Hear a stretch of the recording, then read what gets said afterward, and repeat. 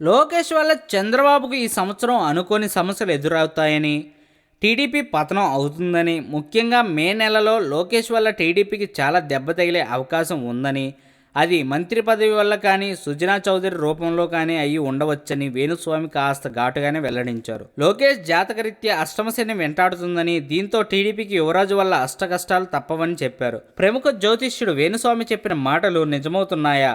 Lokesh MLC పదవి చేపట్టి ప్రభుత్వంలో అడుగుపెట్టడంతోనే చంద్రబాబు సమస్యల్లో కూరుకుపోనున్నాడని జరగబోయే పరిణామాలు సూచిస్తున్నాయి. నిన్న ఒకవైపు అమరావతిలో కొత్త అసెంబ్లీ ప్రారంభోత్సవం, మరోవైపు చిన్నబాబు లోకేష్ ఎమ్మెల్సీకి నామినేషన్తో తెలుగు తమ్ముళ్ళు పండగ చేసుకుంటున్న వేళ, చంద్రబాబు ఫుల్ ఖుషీగా ఉన్న వేళ, అనుకోని పరిణామంలా సుప్రీంకోర్టు ఇదే రోజు ఓటుకు నోటు కేసులో తీర్పు ఇచ్చింది. అంతేకాదు, ఓటుకు నోటు కేసు అవినీతి నిరోధక చట్టం కిందనే వస్తుందంటూ చంద్రబాబుకు ఏకంగా నోటీసులు కూడా జారీ చేయడంతో టీడీపీ షాక్ తింది. దీంతో చంద్రబాబు టీడీపీ కేడర్ దిక్కుతోచని స్థితిలో పడ్డారు. దీనికి తోడు కొత్త అసెంబ్లీలో నిన్న అడుగుపెట్టిన లోకేష్ తెగ హడావిడి చేశాడు. ఒక పక్క చిన్నబాబు ఎమ్మెల్సీగా నామినేషన్ వేసిన సమయంలోనే పెదబాబుకి నోటీసులు అందడంతో చిన్నబాబుది మామూలు పాదం కాదు ఇనుప పాదం అంటూ టీడీపీలో అందరూ చెవులు కొరుక్కుంటున్నారు.